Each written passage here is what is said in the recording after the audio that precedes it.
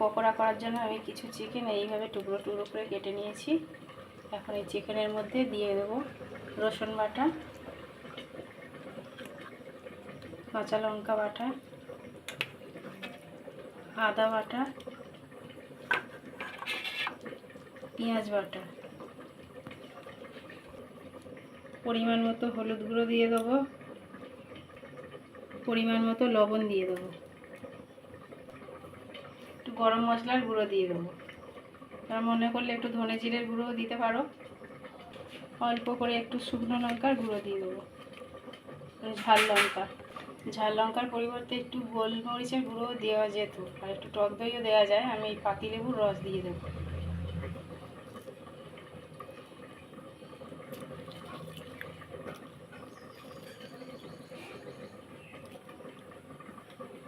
সব কিছু আমি হাত দিয়ে খুব ভালোভাবে মিশিয়ে নেব।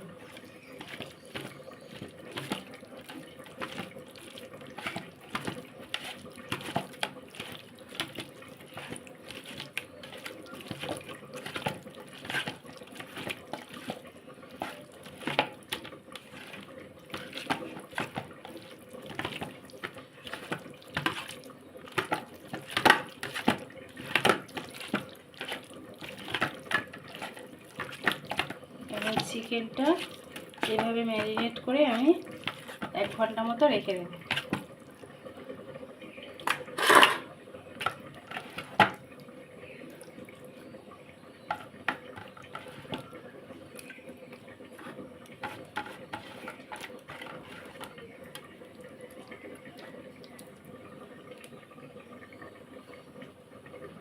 চিকেনটা এইভাবে ম্যারিনেট করে ঢেকে রেখে দেব, 1 ঘন্টা মতো থাকবে। 1 ঘন্টা পরে আমি ফিরে এলাম। ম্যারিনেট করা চিকেনের সঙ্গে আমি দিয়ে দেবো একটু বেসন, যাতে বাইন্ডিংটা খুব ভালো হয়, আর একটা ডিম দিয়ে দেবো।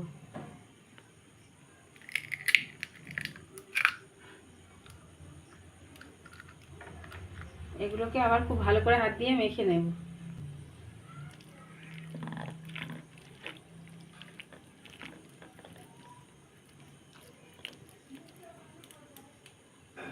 খুব ভালো করে সব কিছু মিশিয়ে নিয়েছি। এখন ওভেনে একটা ফ্রাইং প্যান বসিয়ে দিয়েছি। ওভেনের ফ্লেমটা লো টু মিডিয়ামে রাখবো। একটু সাদা তেল দিয়ে দেবো।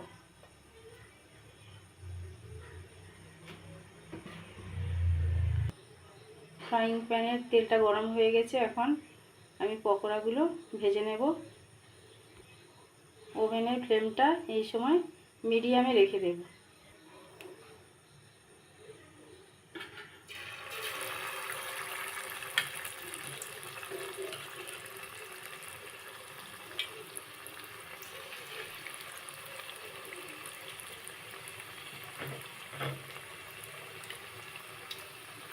আমি এখানে কিন্তু বোনলেস চিকেন নিইনি, আমি উইথ বোন চিকেন নিয়েছি। তোমরা মনে করলে বোনলেস চিকেন নিতে পারো। পকোড়াগুলো আমি একটু উল্টিয়ে দেবো।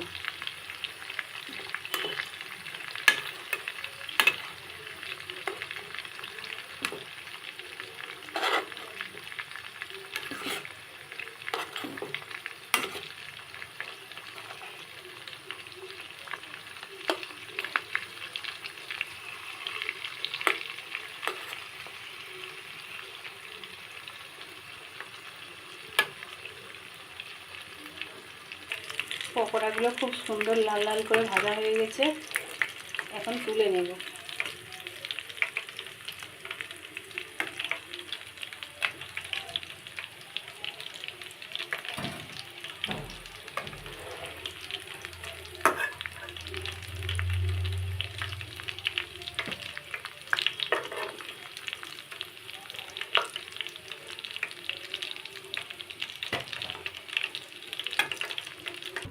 তুলে নিয়েছি, বাকিগুলো আবার দিয়ে দেব। সবগুলো পকোড়া খুব ভালো করে ভাজা হয়ে গেছে, তুলে নিয়ে এসেছি এবং গার্নিশও করে দিয়েছি। দেখো কত সুন্দর হয়েছে বন্ধুরা। এখন tasty tasty chicken pakora serve করার অপেক্ষায়। তাহলে ভিডিওটা কেমন লাগলো জানিও অবশ্যই, আর ভালো লাগলে লাইক কমেন্ট শেয়ার করে দিও। ফেসবুক থেকে দেখলে ফলো করে পাশে থেকো, আর ইউটিউব থেকে দেখলে অবশ্যই সাবস্ক্রাইব করে দিও, যাতে আর এরকম নতুন নতুন ভিডিও তোমরা পেতে পারো। আর বেল আইকনটি অবশ্যই প্রেস করে রেখো, যাতে নতুন কোনো ভিডিও ছাড়লে সঙ্গে সঙ্গে তোমার কাছে সেটা পৌঁছে যায়। তাহলে নতুন কোনো ভিডিওতে আবার দেখা হচ্ছে বন্ধুরা। ততক্ষণে তোমরা সবাই খুব খুব ভালো থেকো। আর আমি টাটা।